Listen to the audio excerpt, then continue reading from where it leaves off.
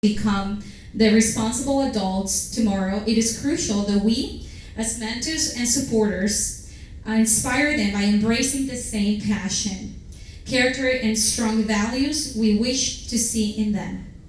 Critical thinking, empathy, and integrity are the cornerstones of the project, encouraging students to approach every challenge in a thoughtful and compassionate mindset. We aim to cultivate a nurturing environment where young people feel confident in their ability to make meaningful contributions. We extend a heartfelt gratitude to everyone who has made this event possible. Your support has not only enabled us to the realization of this project, but also planted the seed of change that promise yield a great harvest in the future. So I would like to thank Ms. Dora and Ms. Karina if they would like to come here if you have anything to say. This is an integrated project with our English classes, history, and Spanish as well. Ms. Adriana, you would like to come as well?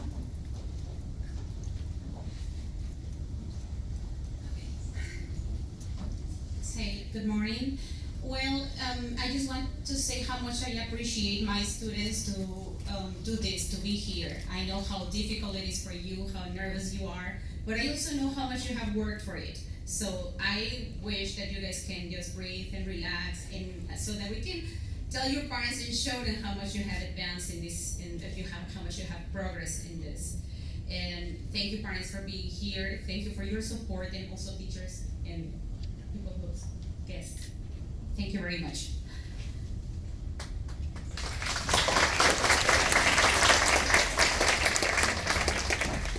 Lo mismo pero en español.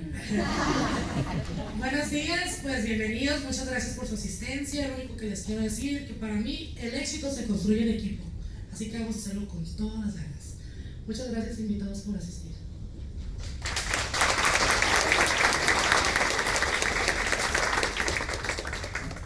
Today we can ensure that today's young voices become tomorrow's leaders, advocates, and visionaries. With no further ado, let's receive our participants. Populism.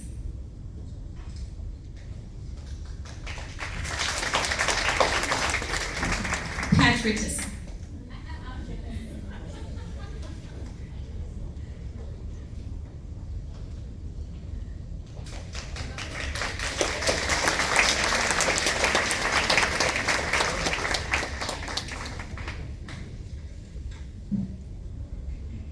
Patriotism. How does healthy patriotism look like?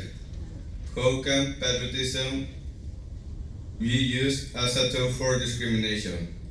How can we ensure that patriotism is not used a way for manipulation?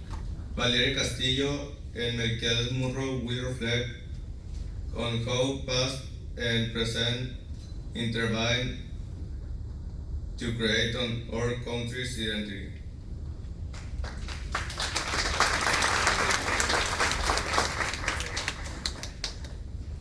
Patriotism is like charity.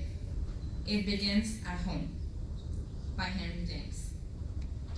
The world is becoming more and more interconnected. People adapt to cultures and acquire multiple nationalities.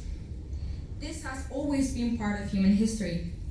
But even though it is part of our nature to explore and to move to achieve a better life, one thing is certain. We belong somewhere. We are needed to make things work socially and economically.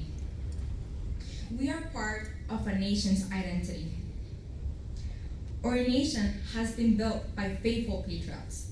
And no, they're not the only famous people here we have learned about in school. There are also common people like you and me that are committed and proud of what makes them Mexicans. But what is patriotism? Patriotism is a feeling of love, devotion, and a sense of attachment for one's country. This attachment is a combination of different feelings for things such as the language of one's homeland, ethnic, cultural, political, or historic aspects. It may encompass a set of concepts closely related to nationalism, mostly civic nationalism and sometimes cultural nationalism. Being patriotic doesn't mean wearing a country shirt on your favorite soccer match, but truthfully standing up for what's right all the times wherever you go. Just as sons, we represent our families wherever we go. In the same way, we represent our country wherever you go.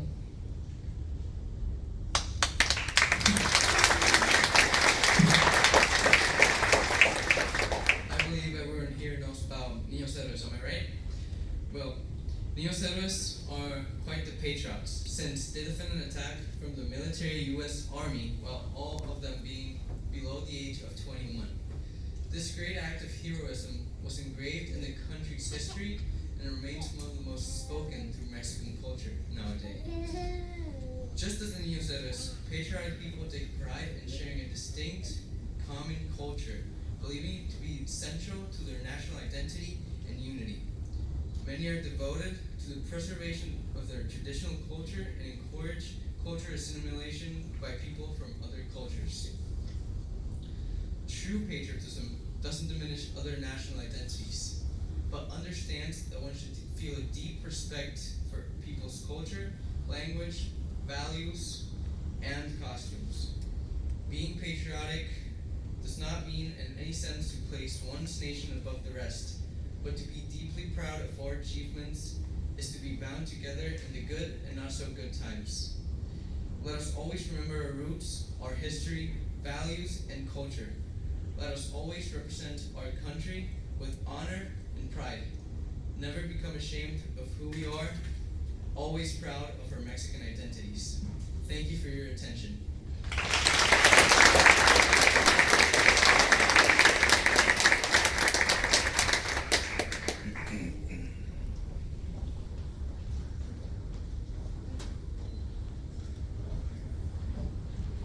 Next, the importance of values.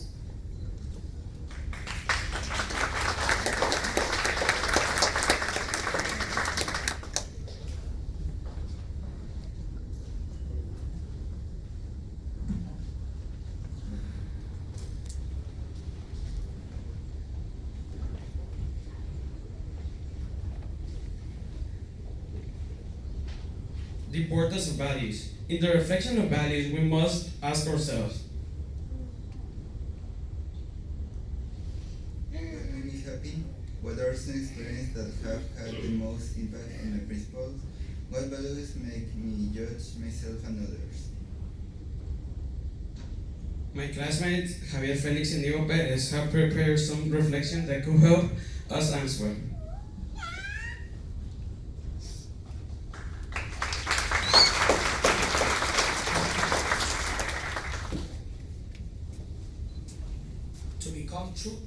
To become truly great, one has to stay with people, not above them. By Baron de Montesquieu. Have you ever pondered what is the distinction between what is considered good and what is deemed bad? Why do individuals often conform to a consensus merely because it is popular? It can be quite challenging for open-minded individuals to assimilate into society due to its established laws, prevailing thoughts, and rigid rules. They are compelled to adhere to the actions dictated by a multitude of people who possess varying perspectives. Why must open-minded individuals comply with those who infringe upon their freedom? In response to this dilemma, society has established constructs intended to empower individuals, which are referred to as values.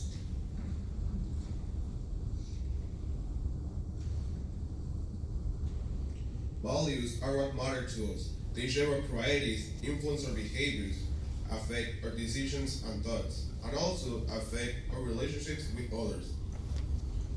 Some common values that we present in our daily life are honesty, tell the truth, respect, treating others with dignity, kindness, being compassionate, caring toward others, responsibility, owing something that you're supposed to. Courage. Doing the right thing even when it's hard but scary. For the last, we have freedom. It's the independence of making your own choice.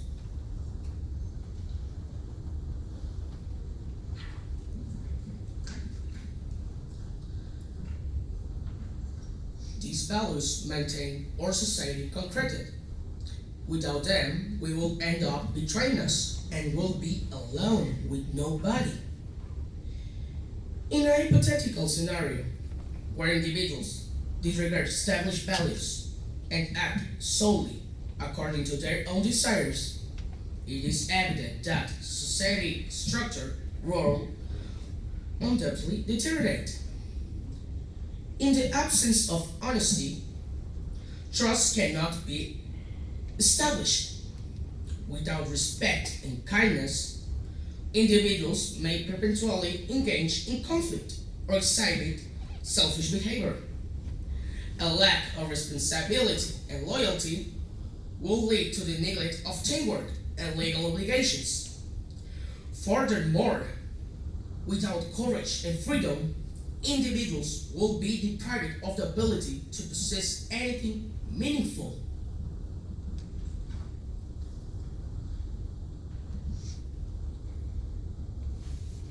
Now that we have said all these, we can conclude or make question. What is the importance of values? It can be now concluded that in the absence of values, common elements such as morality, laws, contracts, relationships, trust, and privacy would become irrelevant to individuals, potentially leading to the collapse of their society, albeit not affecting those who are corrupt and powerful. Values should always remain in a society that intends the good of individuals, regardless their diverse way of thinking, background, nationality, or gender.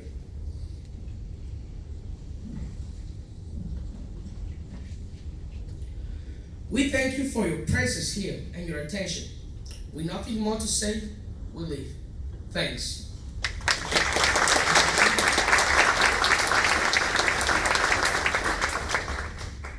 Next, we have a better society.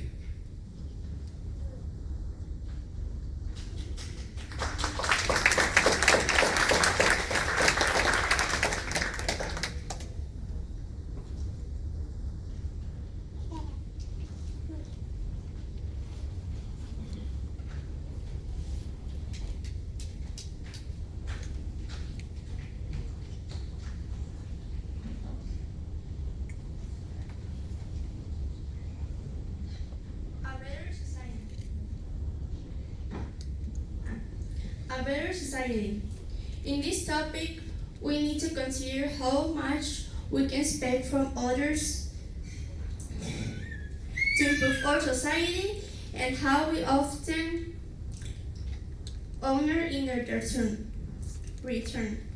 What are the most pressing social issues of our time? How can we promote social experiences to strengthen our society? Should we set aside our personal views to agree with our community? Now, Maynard Agiola and Angelica Ramos will share their views on this topic.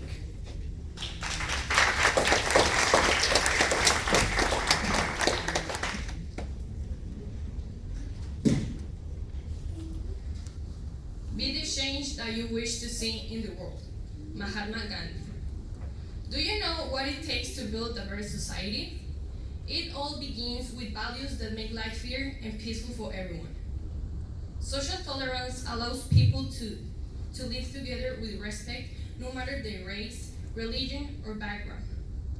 Economical equality means giving all people the chance to find good jobs, earn fair wages, and get a quality education. When you are part of a society, you acquire a social contract. That means you agree to avoid laws, pay taxes, and help the community. Work well together and respect everyone's rights. It means that you don't entirely agree or sympathize with different social groups. You recognize them as individuals and as a part of our community. The Constitution protects our rights and freedoms. such as equality, justice, and freedom of speech.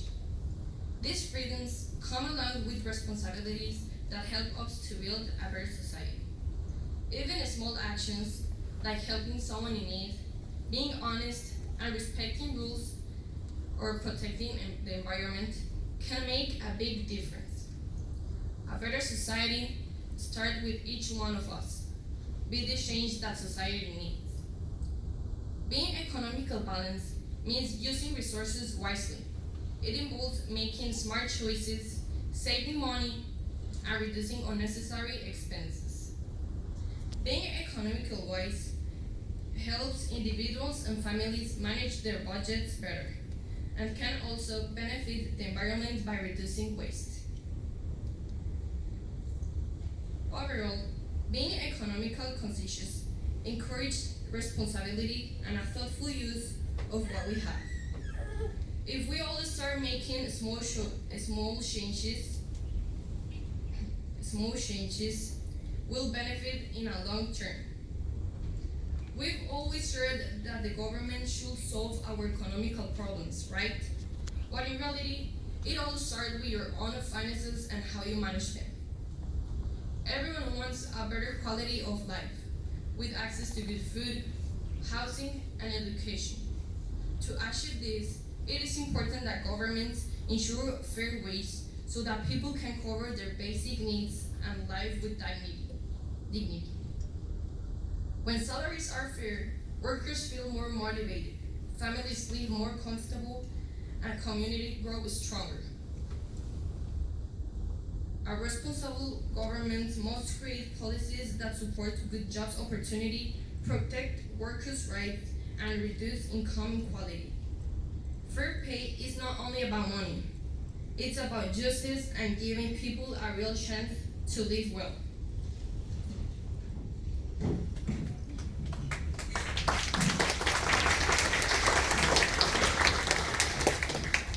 Another key aspect of social tolerance is rejecting prejudice and promoting inclusion in all areas of life, from education and healthcare to media and politics.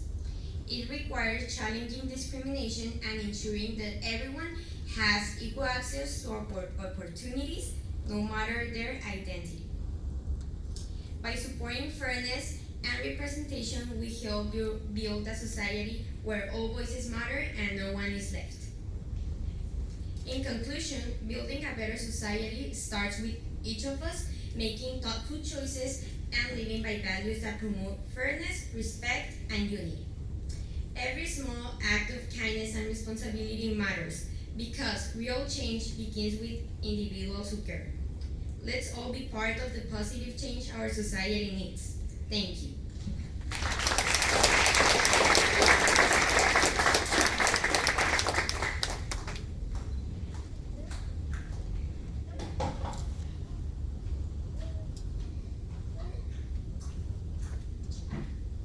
And now, what it does it take to be a good citizen by Ebony Nicole Morua and Daphne Paula Chavez.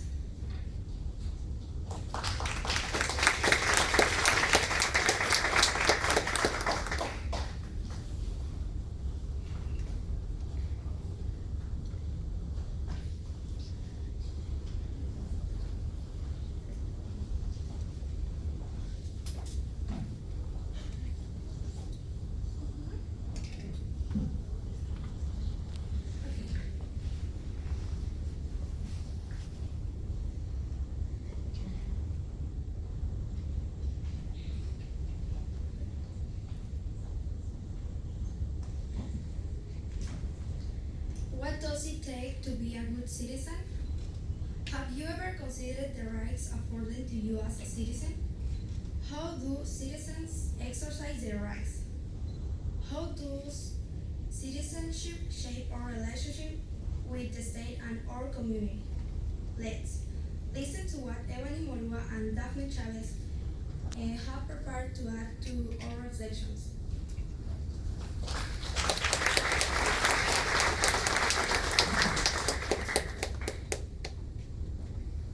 Every good citizen adds to the strength of a nation, by Gordon B. Hinckley. Being a good good citizen involves actively contributing to the well-being of your community. A good citizen knows well his rights and responsibilities, which we acquire by being a member of a society.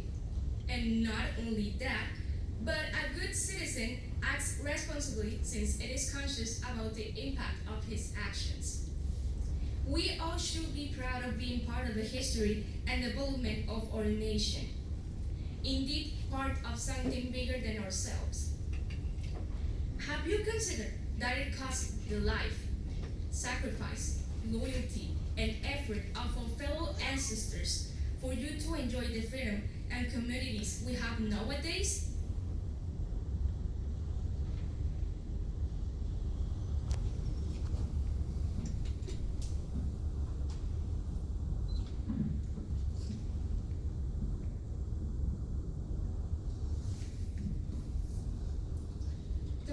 The Mexican Constitution was signed in 1917 and guarantees the protection of our human rights, such as freedom of speech, religion, the right of assembly, education, citizenship, and the protection of our human rights.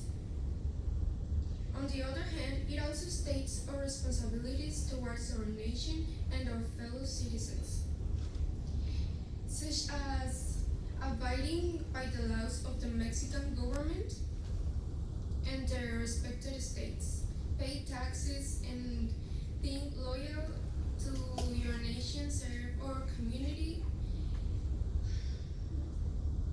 Good citizens cares for their cities and communities. I ask you today, do you think it's nice to live in a city surrounded by trash and contamination? Do you think people feel happy to live in an insecure city or not having access to a proper education? In reality, and after all, it is us who contribute to or not to make a positive change. Therefore, remember to do the right thing, be humble and loyal to your nation.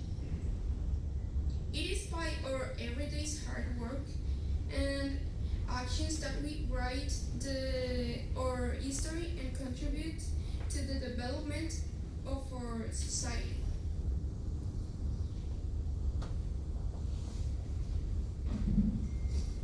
When we go to school, we acquire knowledge and abilities that will serve our society in different sectors. That is also an example of being a good citizen. We will become doctors, engineers, scientists, inventors, teachers, lawyers, accountants, and business owners that will provide our cities with products and services that will make our lives easier. We will contribute to our economy by paying taxes, but we also expect our resources to be used wisely for the benefit of all. Remember, whatever you do in this society contributes to a bigger project than just yourself. We need everybody's talents and skills to build a better Mexico. I am asking you today, what are you doing with those talents, resources, and skills? Are you using them for your own benefit, or are you causing a social impact? Let us meditate about this. Thank you.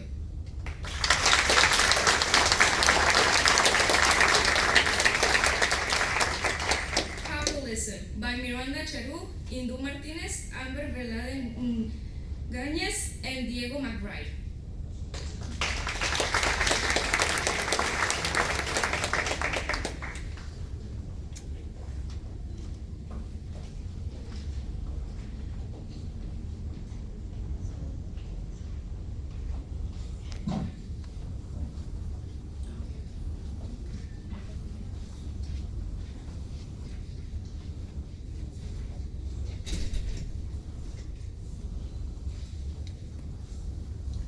Populism. Populism perhaps pondered about the rise of populism in the last few years. But is populism a reject of democracy? How does populism define the elites? What factors have caused the rise of populism? Amber Velarde, Sharon Indu, and Diego McBride featured take track about this topic.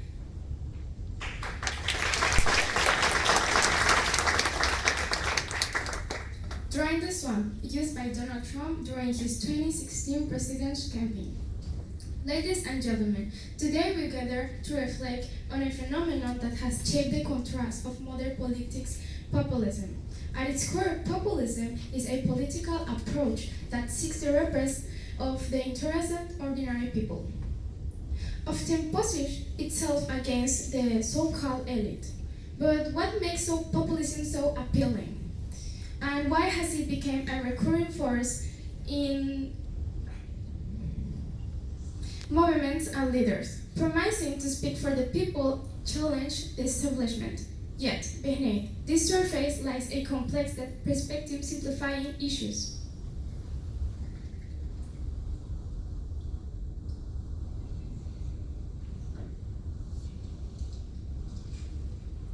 Why do populism movement cause division?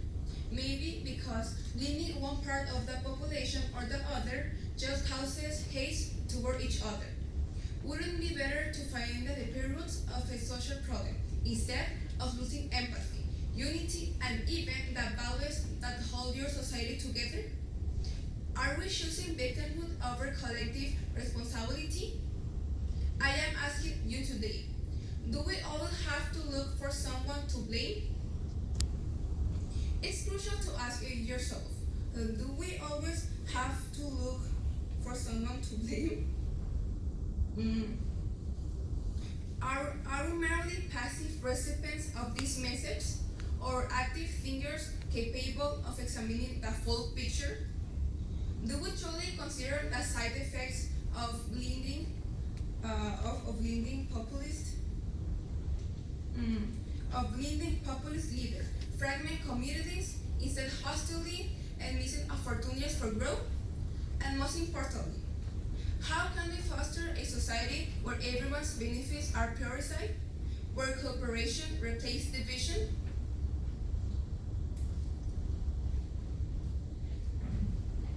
Social problems, inequality, injustice, and environmental crisis are not problems solved by one group alone. They are shared responsibilities. Each one of us bears part of the solution, though we can't deny social injustice and inequality exist. We should always remember our societies require everyone's efforts and contributions. We all need to be proactive, hardworking, and compassionate when others are in need. We need to stop blaming the rich or the poor, the young or the old, the government or the population for things we all can work to improve.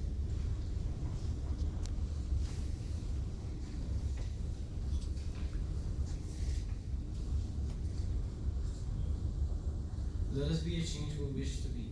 Let us choose informed, thoughtful participation over division and fear. Our future depends on the collective effort to rise above populism's cheap promises and build a society rooted in trust, compassion, and genuine progress. Thank you.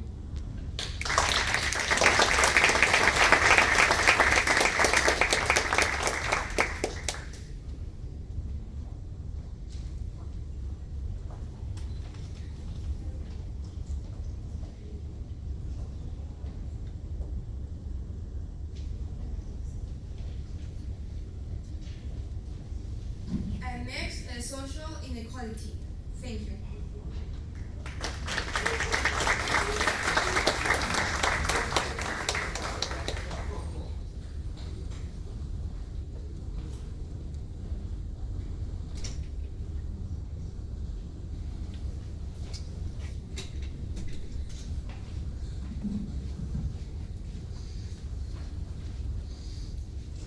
Equality is a tricky concept which sometimes makes us forget the importance of our difference.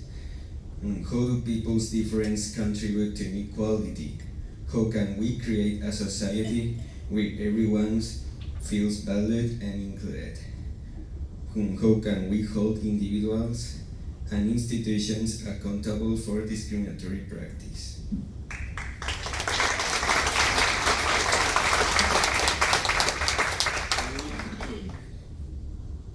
Injustice anywhere is threat to justice everywhere. by Martin Luther King.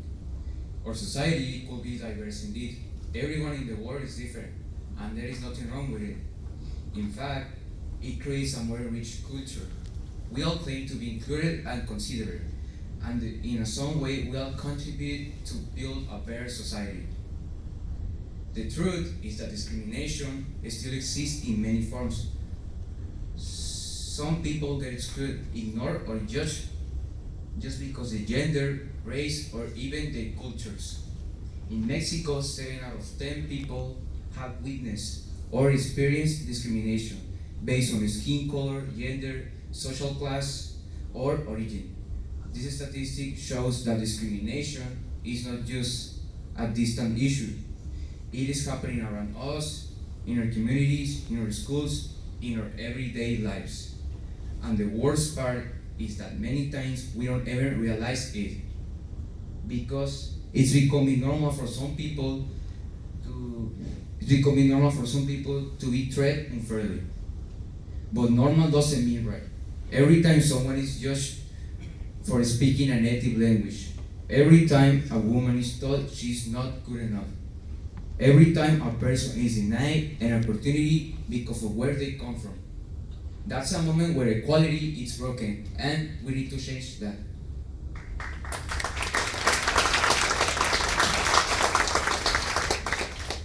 The social equality means giving everyone the same chances, the same respect, and the same space to grow and develop as a person. It means breaking other stereotypes and wrong ideologies that separates our society, and choosing empathy over ignorance. Our society has changed, and now being accepted is a goal. But being accepted shouldn't be a goal, it should be a right. No one should fight used to be respected or seen as equal. Everyone deserves to feel like if they belong there. And that's why social equality matters, because it creates a world where no one has to hide who they are or be afraid of being different. The Mexican Constitution defends the right of every single Mexican, everywhere. In Mexico, our laws say that we are equal, but it's up to us to make sure that equality becomes a reality for everyone, no matter their gender, background, or language. Our society has changed, and it's time to make the decision if we want to keep suffering from injustices and discrimination. It's time to decide if we want to improve as a society or stay being affected by discrimination and inequality. The change is on us, on our actions, on our words, and on the way we treat others. We have the power to create a world where everyone is respected, where differences are celebrated, and where no one is left behind. It won't be easy, but if we work together, if we stand up for what's right, and if we believe in equality, then we can truly make a difference. Thank you.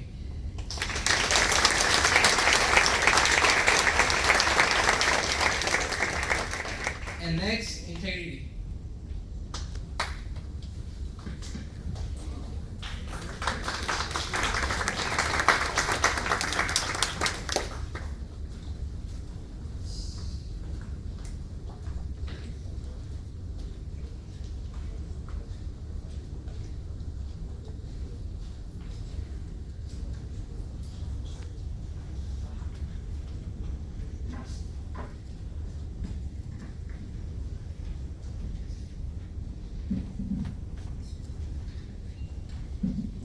Integrity. Here are a few questions to consider regarding integrity. Does it necessarily mean morality? Are you comfortable admitting your mistakes? Are your words and actions sometimes in conflict? Now, my partners Emir Nieblas and Marcos Vukovic will share their views with us.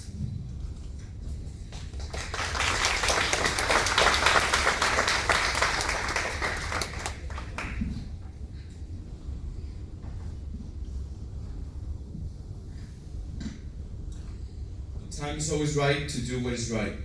Martin Luther King. Ladies and gentlemen, today I stand before you to talk about a vital quality that shapes our character and guides our actions: integrity.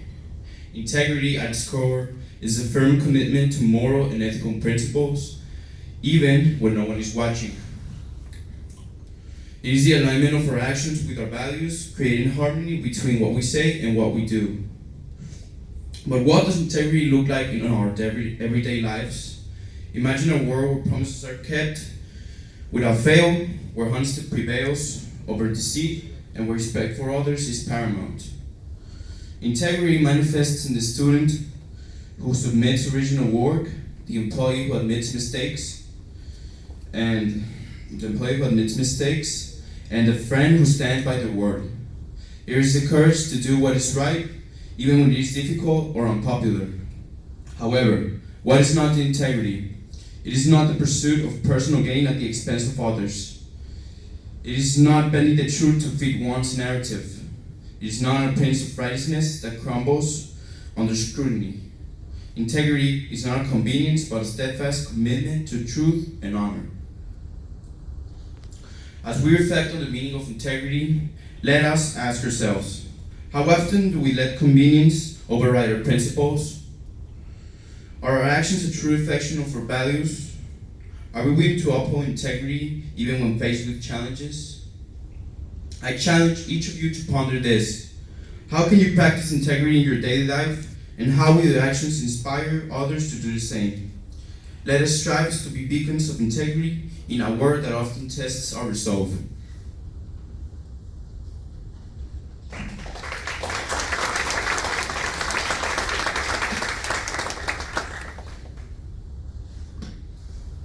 In a world where integrity often takes a backseat to personal gain, the price we pay for not being upright can be quite damaging. When individuals choose deceit over honesty, it deteriorates trust within communities, creating an environment where suspicion and cynicism flourish. Families may find themselves divided by hidden truths and unspoken resentments, and friendships that once thrived on mutual respect may wither under the weight of betrayal.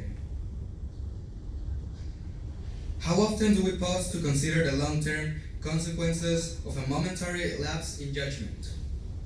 Is it worth sacrificing our core values for fleeting advantages? By choosing integrity, we lay the foundation for stronger, more harmonious communities. Encouraging honesty and transparency fosters environments where families and friendships can flourish, bound together by trust and mutual respect. Imagine a world where uprightness is not an exception but the norm, where every action is guided by an unchanging commitment to do what is right. In closing, let us remember that being upright is not just about avoiding wrongdoing. It is about actively choosing to be a beacon of integrity and strength. The ripples of our action extend far beyond ourselves, shaping the world we live in. As we strive to be better, may we always ask ourselves, what kind of legacy do we wish to leave behind? Thank you.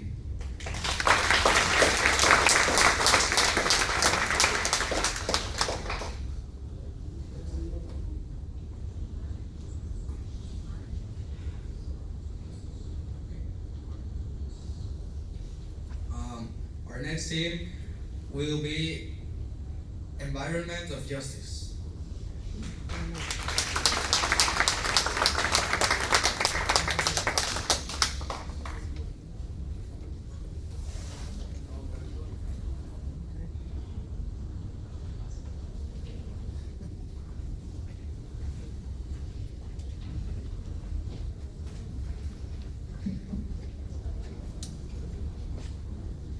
Environmental justice.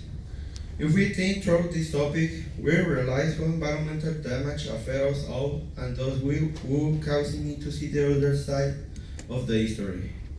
While in search of economic growth, how can industries reduce environmental damage? What role do policies and regulations play in addressing environmental issues? How can we stop trash burning? On these concerts, Citlali Camachanian Cruz has prepared some ideas for us.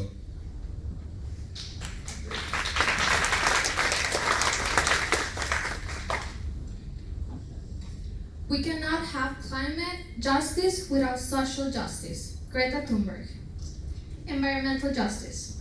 The biggest oil spill in history happened in 2010 in the Gulf of Mexico when an oil spill called Deepwater Horizon exploded and sank. This caused about 4.9 million barrels of oil to spill into the ocean, badly hurting the environment. To clean it up, they used different methods like burning the oil, collecting it with machines, and using special chemicals. This led to health problems, money loss, and changes in people's daily lives. Something similar happens to us. We often breathe smoke from burning trash, which has caused many illnesses in our community, and we still don't see real efforts to fix the problem. Environmental justice is a movement and idea that pushes for fair treatment of all people when it comes to decisions about the environment. It means that no matter your race, income, or background, you should have a say in what happens in your community. The goal is make sure that poor or marginalized communities are the ones most affected by pollution or other environmental dangers, and that everyone has the same right to live in a clean and healthy place.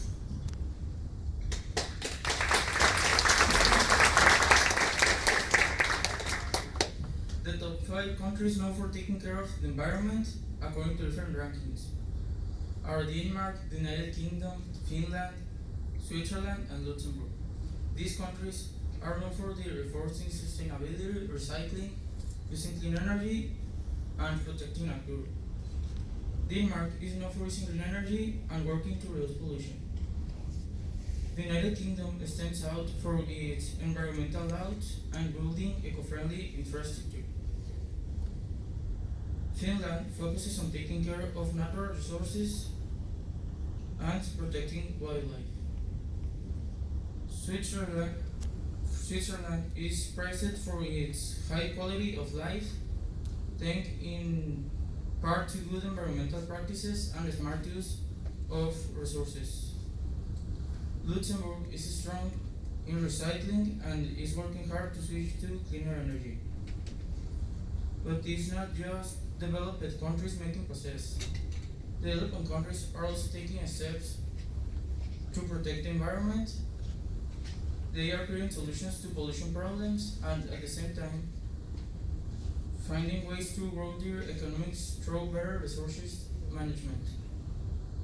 Environmental justice is a continuous effort that requires a participation of individuals, communities, governments, and organizations that requires a multifaceted approach, including policy changes, community engagement, and individual action by working together.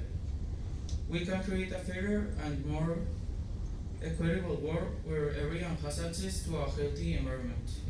Thank you for your attention.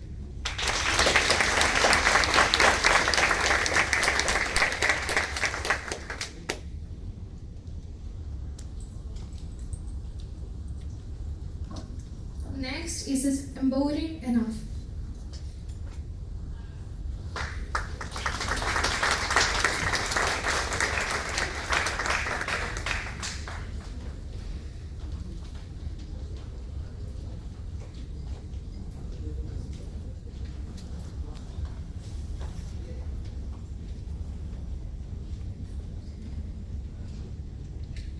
Is voting enough? If you are one of those who have participated in the elections to help your country, you might also want to think about this field question. How can you make a good vote? Is voting the end of it? What's our duty to the community after the election? My classmates Jessica Herrera, Abril Diaz, and Victoria Quiroz have some thoughts that could help.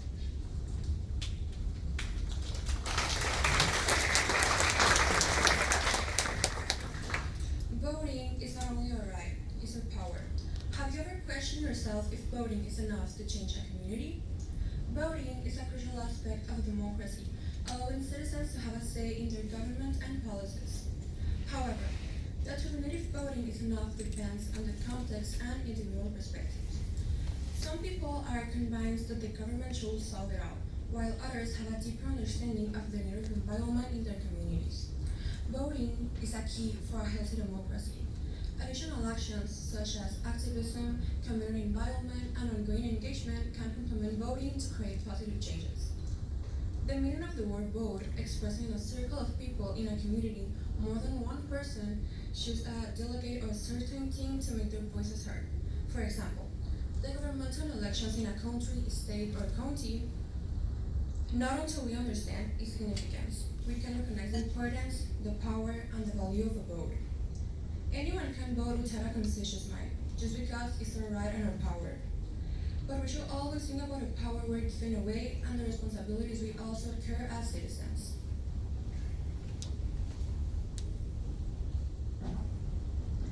So, is it enough to vote? Voting can lead into violence since people never pick the same option. It is the citizens' entirely responsibility to do part of the influence. These actions reveal how integrity works in a community. Why? Because they consent to get into an agreement that works for everyone as a group. This in particular, and I repeat, does not mean or guarantee to be for a good or bad outcome. Voting gives you the power to make a choice to create a positive change in a community. By voting, we get to select candidates or political parties that best represent our views. One single person can make a significant difference in an election. For example, who will take charge of the government and so on. The more people vote, the more our voices can be heard. People's responsibility to vote will always be important, but all alone, it's not enough to make such an impact to a society or community.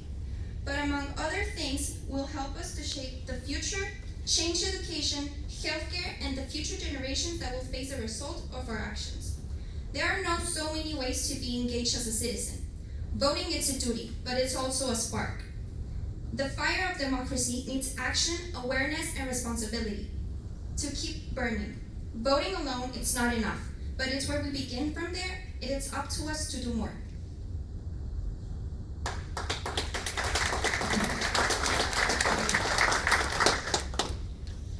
Today, I urge you to reflect on actions and decisions of your everyday life that impact our community. So our governments certainly have a level of responsibilities to benefit communities. We, as citizens, need to help with that responsibility. Schools are built, but we make them a friendly and safe environment to learn. We enjoy clean water, but we should not waste it. We are provided with our collecting systems, but we should place trash where it belongs. We contribute or not to make our business, schools, and family elements that add to our community. Are we giving solutions or contribute to the problems, the crisis, and the instability? Thank you.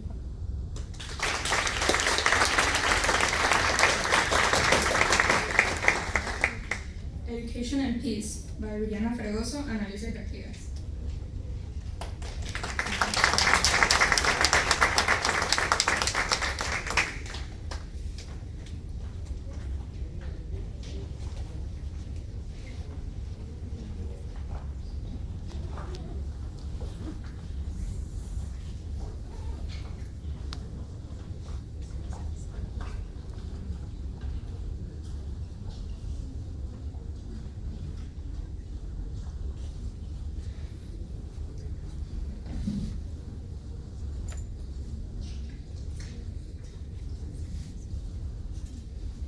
Education and Peace, Maria Montessori. Maria Montessori observed the world and saw the need of the better system of education. What are the core values of a peaceful society? What skills should the that to show in order to promote a peaceful society? How can dialogue contribute to peace. Please join us to learn more about her ideas in the words of Brianna Fregoso and Alicia Cajigas.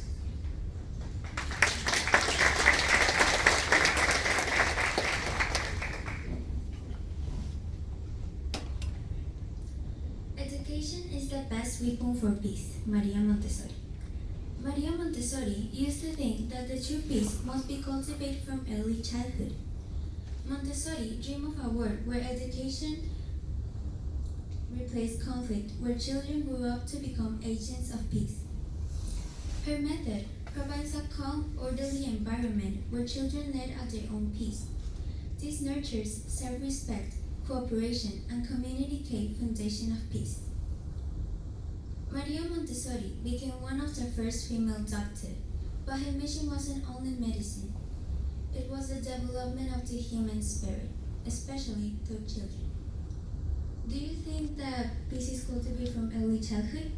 Well, Maria Montessori believed that peace isn't merely the absence of war, but the presence of harmony, empathy, justice, and respect. She thought that children raised in an environment that fosters love, independence, and respect for others will grow into adults who naturally contribute to a peaceful society.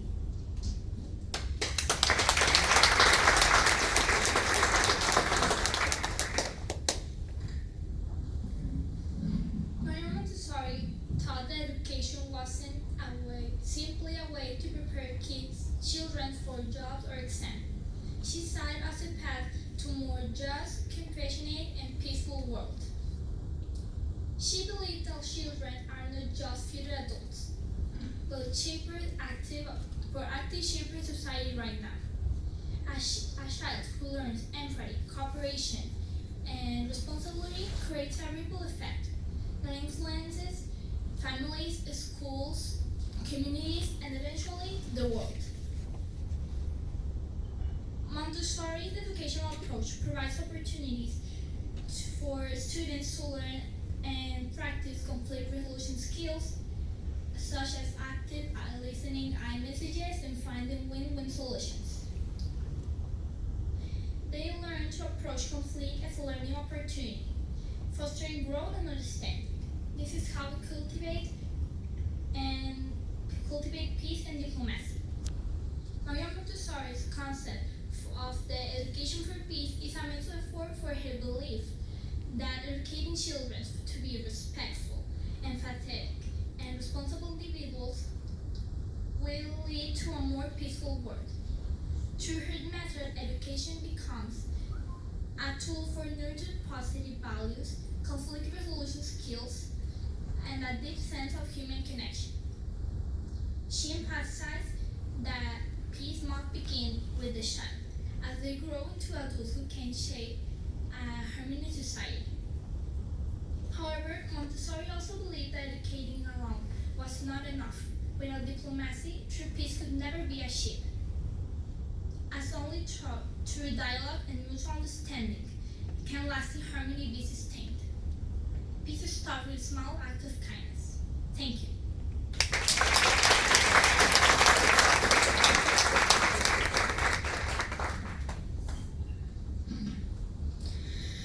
Thank you for coming today and hear our voices. Now, Principal Jesus Hernandez.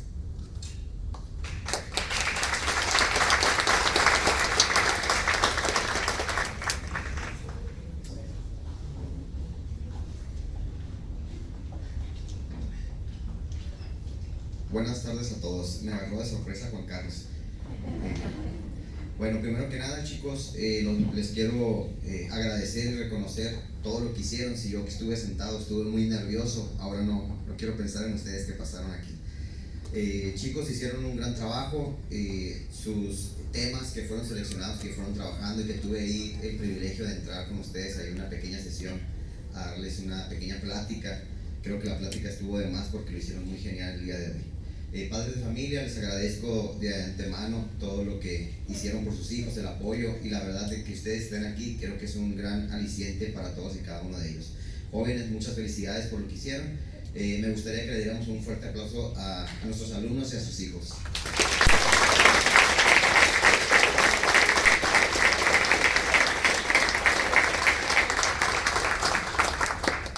Y antes de ir cerrando el evento, me gustaría cederle el uso de la voz al director del Instituto Tecnológico de México, sede de Puerto Peñasco, para que les dé unas palabras a los jóvenes.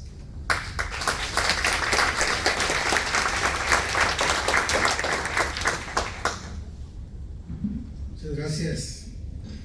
Bienvenidos todos a esta casa de estudios. Con permiso de la mesa de presidio, un gusto saludarlos a todos. Cuando yo mandé un proyecto por primera vez a un americano, me contestó I'm excited, y yo no sabía inglés y malinterpreté. Así estoy ahorita, I'm excited.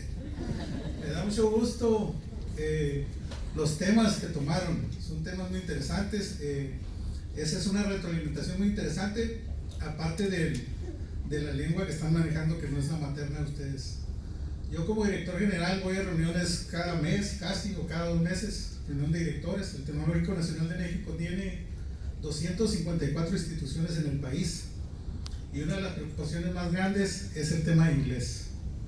El Tecnológico Nacional de México tiene la matrícula más grande de Latinoamérica y la preocupación de todos los directores es que egresan muchos ingenieros y muchos se quedan con los sueldos que no son tan buenos porque no tienen inglés. Para que se den una idea a ustedes, que con tanta valentía y con tanto entusiasmo y con muy buena pronunciación del inglés, muchas felicidades a todos los muchachos. Ustedes tienen ya una herramienta muy fuerte. Nomás para que se den una idea, a un ingeniero que habla inglés se le paga 3 veces más que a uno que no habla inglés. Para que se den una idea de la herramienta que están adquiriendo ustedes. Entonces, los quiero felicitar por eso. Les quiero manifestar otra vez que esta es la máxima casa de estudios de Puerto Peñasco y nos daría mucho gusto que fueran correcaminos cuando llegue su momento. Muchas gracias a todos y bienvenidos.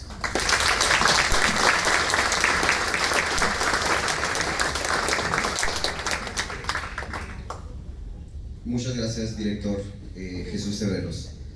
A continuación me gustaría cederle el uso de la voz al ingeniero Alan Rentería para que les dirigiera unas bellas palabras a ustedes, jóvenes.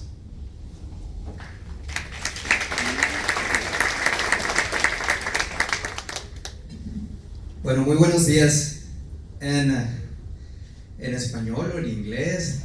To be honest, I'm very impressed about your ability to speak out in front of a group.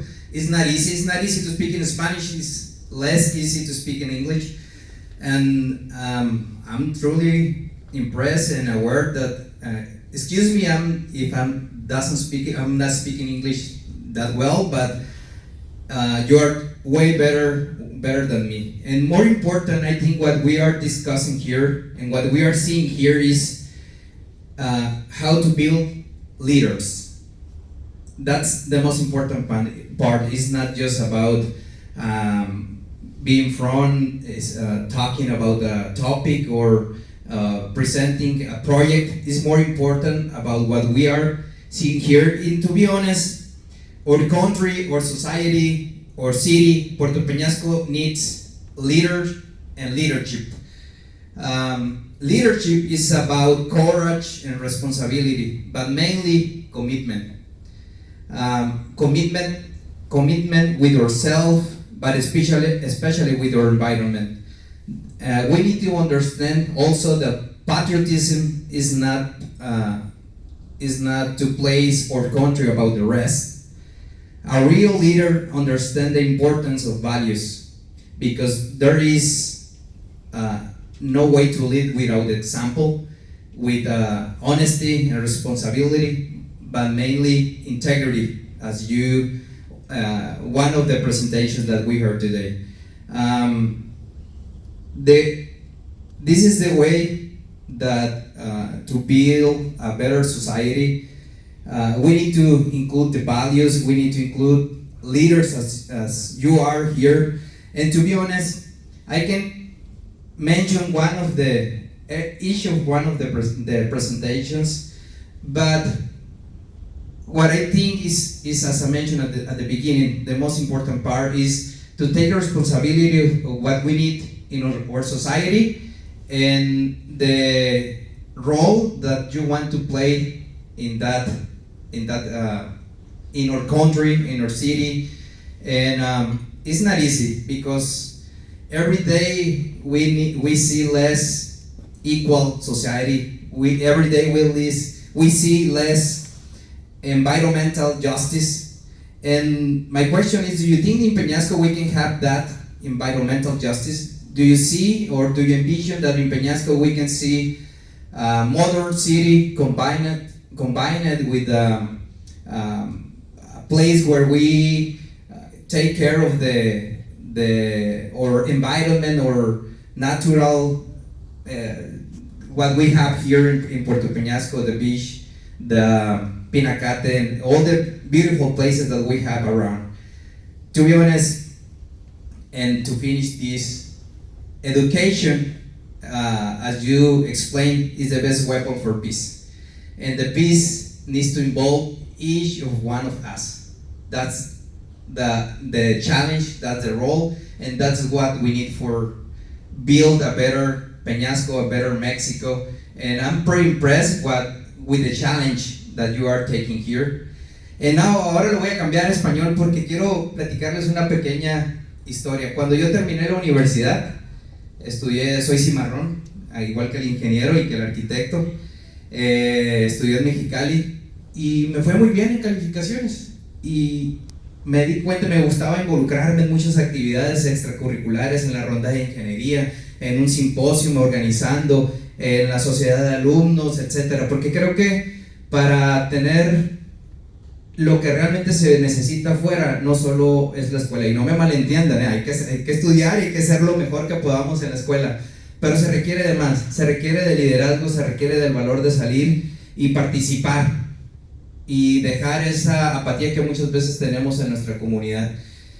Cuando salgo de la universidad, pues empiezo a buscar trabajo, como seguramente a muchos les va a pasar, y me tocó ir en Mexicali a una industria muy bien posicionada que pagaba muy bien, y el detalle es que te hacía un examen para ingresar, un examen teórico, parecía un Ceneval, era ¿cómo se llama, Juan Eduardo?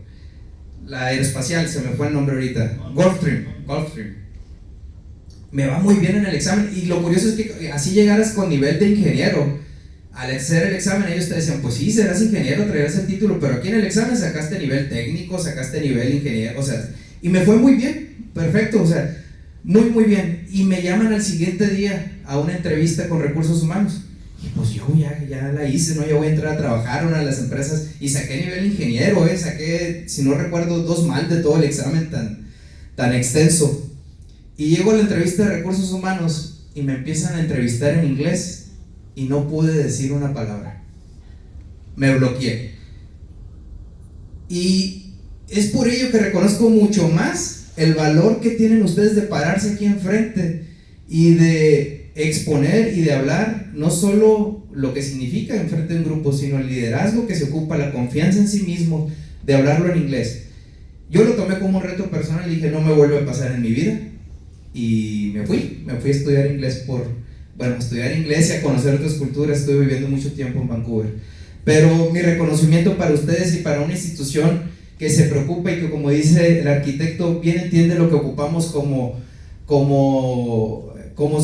instituciones educativas para preparar a verdaderos líderes y prepararlos en todos los sentidos, porque los temas que aquí tocaron son muy muy muy importantes, y en la medida que logremos adoptarlos y en la medida que logremos ponerlos en práctica para nosotros mismos primero y después para nuestra sociedad, vamos a hacer el cambio. Muchas gracias y gracias por la invitación.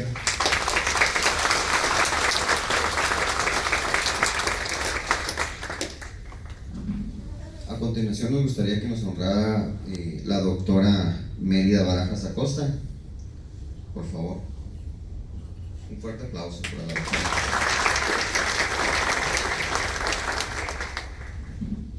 Bueno, estoy como Alan, que no sé si les voy a tener que hablar en inglés o en español, y entonces vamos a hablar en Spanish para que sea parte de su práctica, pero también que podamos la parte de los papás como esta interacción. So I'm very proud about every topic that you have. And it is because I just arrived yesterday from a UN Ocean Conference. So I was working with delegates from more than 196 countries, trying to find out the way on how to protect the oceans. And the things you are addressing through your conversation were exactly those that we are challenging the youth to be aware of. You are not just the future, you are the present, you are the challenge that we are needing. So you were talking about the Sustainable Development Goals. You know, this framework that all the countries agree on regard what is needed to succeed in this world.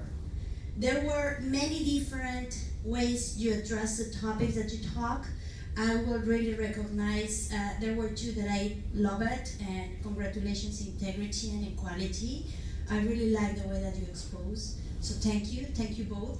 Thank you, all of you, but of course, congratulate your parents. I can tell, probably I'm older or I am the age of your parents, but they are doing a great effort that you have the opportunities that for us, it was harder in our time. So you have new opportunities and take those opportunities to succeed. Educación. La educación es la única manera en la que vamos a transformar la sociedad. Entonces, muchísimas gracias. Maestras, yo saben que soy su fan, las reconozco muchísimo. Un aplauso para las maestras también. Un aplauso para sus papás y sus mamases, porque se la rifan con ustedes. Muchísimas gracias y éxito en todo lo que hagan.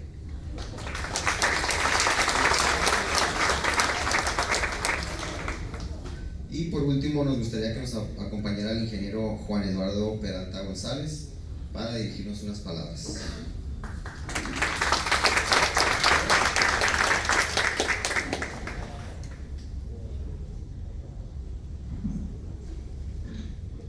Buenos días a todos, muy agradecido por la oportunidad que nos dan de ser parte del presidio y compartir con estos personajes que son amigos míos también. Estoy muy emocionado por lo que se vivió aquí en este día. Algunos de los alumnos tengo la oportunidad de conocerlos desde más chicos, desde muy chicos, y otros a raíz de jugar en las canchas de básquetbol pues se han convertido hasta en mis amigos, ¿no? Muchos padres de familia de aquí también, algunos crecimos juntos y otros son amistades desde hace mucho tiempo y otros son nuevos personajes que han venido a Puerto Peñasco a formar parte de nuestra sociedad que hoy nos compone. La experiencia que tuvo Alan, que les contó hace poco, yo tengo otra, ¿no? Alan tengo una vida de conocerlo, somos realmente de Peñasco, podemos decirlo así, y hemos podido ver el cambio de transformación en la calidad educativa que hoy se está ofreciendo. Es muy radical ese cambio y es grande. Cuando yo te digo que es grande es porque yo lo viví. Yo viví la preparatoria aquí, yo viví la primaria aquí, yo viví la secundaria aquí y no teníamos para nada el nivel de inglés que ustedes tienen y eso me da mucha emoción y me dice que como sociedad educativa vamos por un buen camino y tenemos una oferta educativa que se está preocupando para preparar a los alumnos para el futuro que se está viviendo hoy y las exigencias que se viven hoy en un mercado muy competitivo. La historia que te voy a contar va más atrás de la universidad. Ya se está viendo porque ya sé para dónde voy. Estábamos, ¿qué te gusta? Quinto, sexto semestre. No vamos a decir la preparatoria, nomás había dos. Y sí, éramos muy buenos alumnos. Teníamos buenas notas, teníamos buenas calificaciones, pero había un área en inglés, precisamente, donde realmente no se nos daban muy bien las cosas. Habíamos amigos entre nosotros que pues éramos traviesos en el aula, nos dábamos carrilla y todas esas cosas que ya están abolidas por los discursos que ustedes dieron ahorita. Pero se acerca el maestro y me pega una regañada en inglés. como de no sé qué, un minuto yo creo. Y lo último que me dijo fue, o sea, me estaba regañando y al último me dijo, ok. ¿Y qué crees que le contesté? Pues ok, ¿no? Si tú dijiste ok, pues es cierto. Obviamente estos camaradas, ¿verdad? Se dieron cuenta que yo no entendí una sola palabra de lo que me dijo. La historia es pues que nos sacan del salón y nos corren del semestre, casi nos pasaron contiendo, nos contarle que no fuéramos más al salón de clases, ¿no? Pero nos damos cuenta la importancia de tener una buena preparación en inglés. Y lo que ustedes hicieron el día de hoy aquí enfrente es todo un reto. Breve para terminar. Lo más importante, nosotros no somos sus jueces aquí, no venimos a juzgarlos de si lo hicieron bien o lo hicieron mal. La sociedad presenta, o debemos de preocuparnos por presentar esas oportunidades para todos. Lo que tú decidas hacer, esa es tu responsabilidad. Todos están en la misma escuela, todos tienen los mismos maestros, todos reciben la misma instrucción y la misma enseñanza. Habrá quienes ponen atención, habrá quienes se preparen mejor, habrá quienes les echen más ganas. La responsabilidad es tuya como alumno. Y por último, y no menos importante, ¿verdad? El apoyo que tienen de sus padres, aprovechenlo para salir cada día más adelante. Muchas gracias por esta oportunidad, lo hicieron excelentemente bien.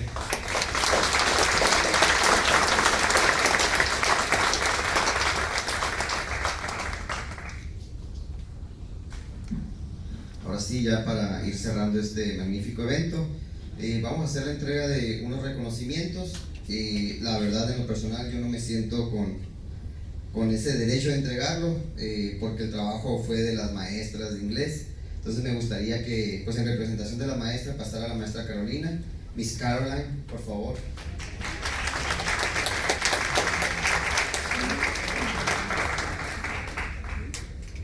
Y le voy a ceder el uso de la voz.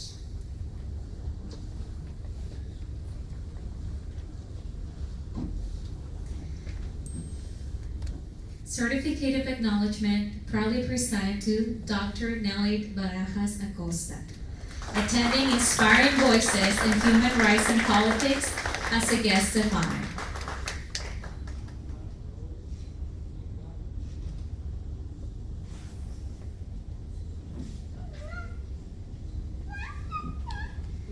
Next, Certificate of Acknowledgement proudly presented to Ingeniero Alan Renteria Morales, attending Inspiring Voices Human Rights and Politics as a guest of honor.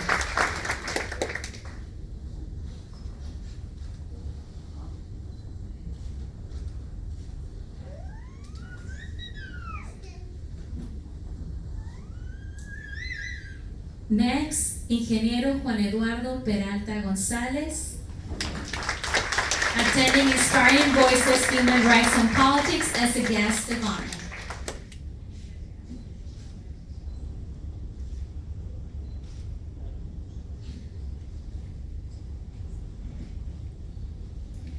Next, Certificate of Acknowledgement proudly presented to Ana Paula Mesa Garcia for attending Inspiring Voices in Human Rights and Politics as a guest of honor.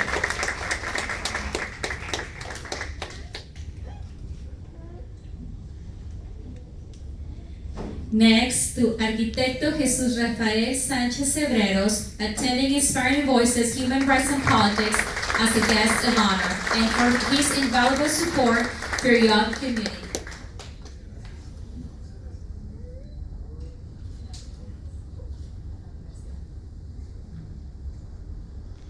And next, also to Instituto Tecnológico de México, Campus Puerto Peñasco, for hosting Inspiring Voices Human Rights and Politics.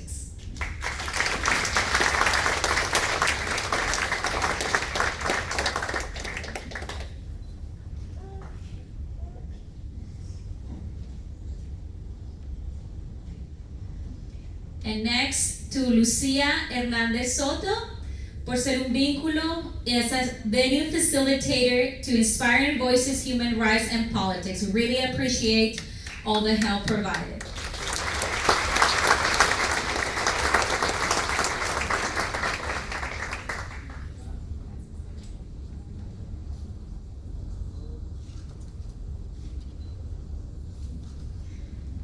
Okay, next up, I'll leave the space for it.